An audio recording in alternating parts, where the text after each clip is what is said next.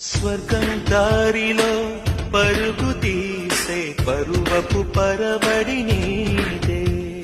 సర్వం దోచగా ఎదురు చూసే మదనుడి ఒరవడి నీదే. కావేరి పొంగుల్లో మునగని కస్తూరి తిలకాలే కరగని.